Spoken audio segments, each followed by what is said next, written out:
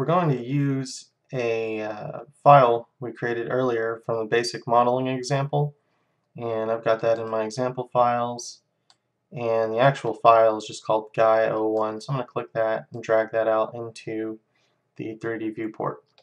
So the first thing I need to do is hit tab to get out of edit mode, because if I try to apply this mirror modifier, then it won't let me. So I'll hit tab, it sends me back to object mode, which I could have just chosen here, and I'm going to click apply on that mirror modifier, and then when I hit tab again, you'll see that now the editing cage is over the entire mesh.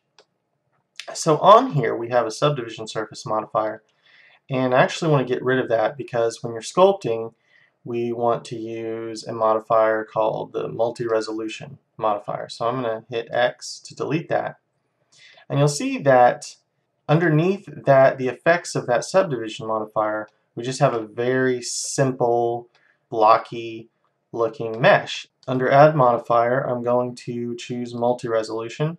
So we just added that modifier, but nothing's happened, and that's because it starts out at a level of 0 and we have to subdivide to the amount we want to see it change. But to be able to do that, once again, I have to be in object mode, so I'm going to hit tab, send me back into object mode, and I'm going to hit subdivide.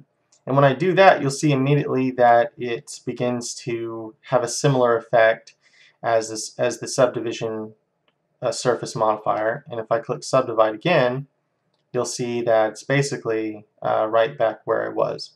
So I'm going to go ahead and subdivide this a total of 4 times, and you can see under the preview here it's set to 4, under sculpt it's set to 4, and render it's set to 4.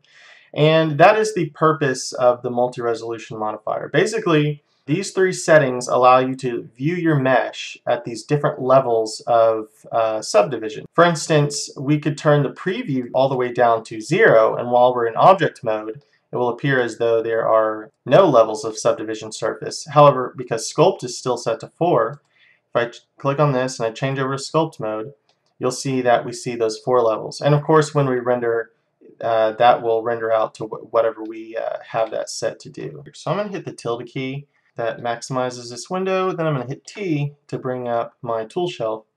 You see now that we're in sculpt mode, we have a whole new set of tools and things to use. But so immediately, if we start drawing on our object here, you'll see it's not having much of an effect at all there, and that's because the strength is set very low. So if we come over here and we drag this up, and then we begin to draw, you'll see it's the effect is much more pronounced. Any draw marks I make over on the right side or the left side, you'll see it simultaneously have the same effect on the mirrored side. And if we scroll down here, you'll see that that is actually set up under symmetry. If we click that little arrow by it, we'll see that we have X mirror on. If we turn that off, then we'll just be affecting one side. And likewise, if I were to turn the Y mirror on, and then I rotate around, any effect that I make over here, you'll see will be popping up on the other side like that. So I'll switch that back. But by default, in Sensei format, the X mirror is turned on because it's just so common to be working that way. So I'm going to Control Z all these marks I just did and get us back clear here. I'm just going to tap X, which allows me to change the size of my brush. You see I can, if I pull it out like that, it will make it bigger, and bring it inward makes it smaller. And so I'll bring it out like that, zoom in just a little bit more, and I'm going to just put a big kind of play school plastic looking nose and eyebrows across here. So if we wanted to do the inverse of that action and concave these eyes, we just hold Shift, and that then pushes inward into your mesh. Same basically goes for any other type of brush mode you're using, whether you're texture painting, weight painting. You can always depend on Shift to do the negative or inverse of whatever action you're doing. So it works out kind of nice because basically you can rest your hand on Shift and your pointer finger on X, and then X will change the size of your brush.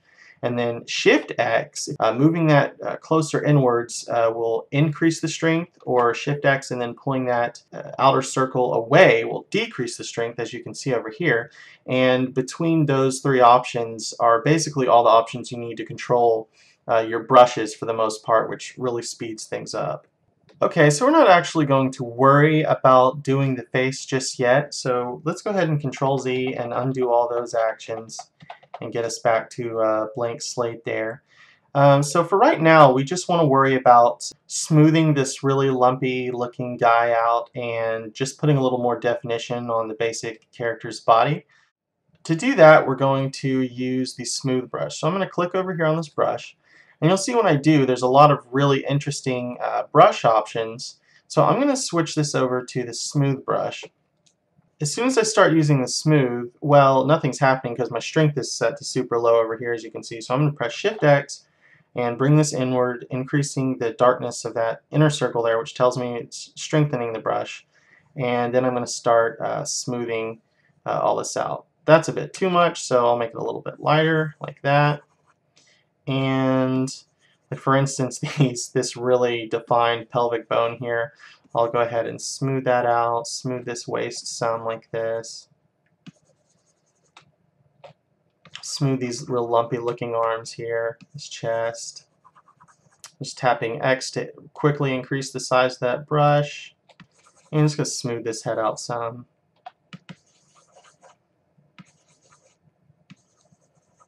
Make it a little more human.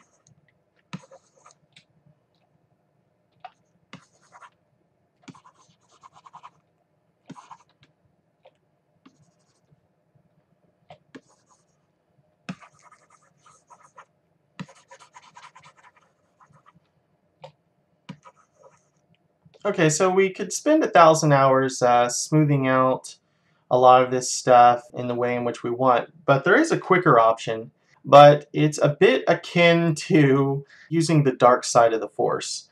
If we go over here and click on the brush type and we change it to the grab brush here, the grab brush is definitely the brush which allows you to make the quickest, most drastic changes to your mesh. However, if you don't have a lot of control, if you don't have a lot of understanding and specific use for it, you can also just quickly entirely ruin and destroy everything you've been working on. I'll show you what I mean.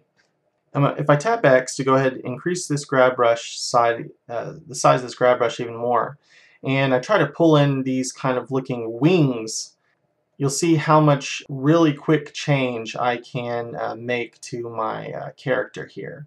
And say I start pulling this in and decrease the size of that so I can just get to that area there and pull this stuff in here like that.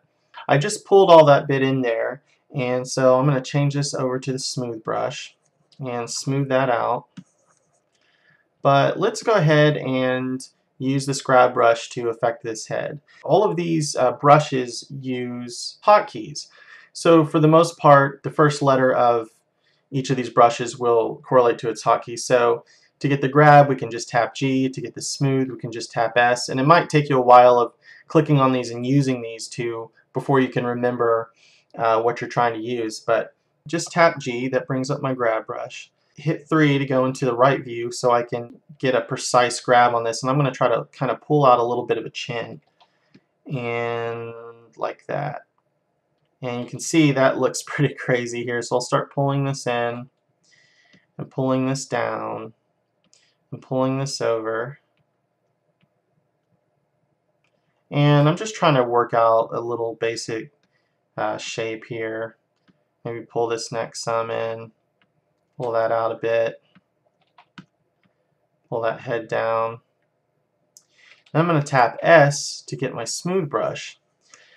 And one really cool convention I have worked out in Sensei format, whenever you're using the hotkeys for the brushes, so for instance I had previously tapped G to get my grab brush and then tapped S to get smooth, you can toggle between the last brush you used by just hitting the key of the current brush you're using. So because I'm on smooth, I can just tap S and go easily hop between the grab brush and the smooth brush without having to look down at my keyboard and think. So I'm just making an alteration there, and then tap over there to do that. And that works with any of the hotkeys you're using between two brushes. If you select it manually, you won't be able to do that, but if you call on the brushes with the hotkeys, you can just tap on whatever the last brush you used to toggle between those two brushes, which really helps speeds things up as well.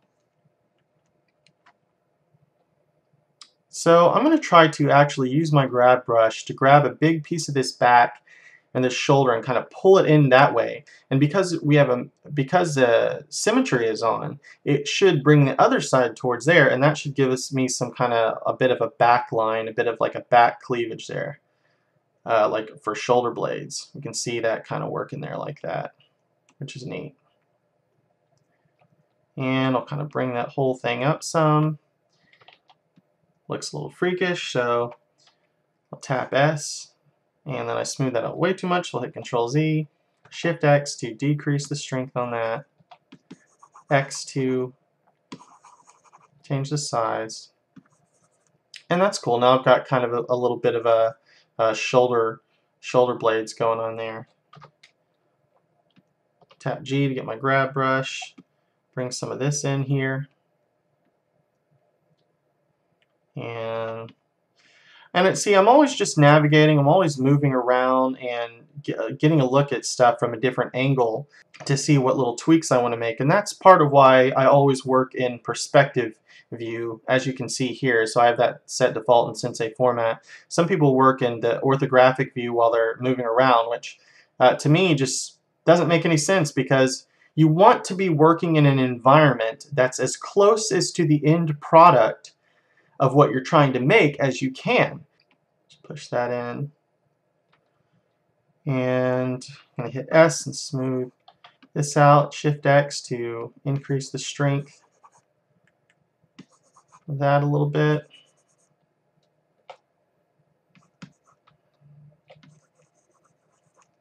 Smooth these arms out a little bit more. And as you can see, as I do it over here, of course it's happening over there as well.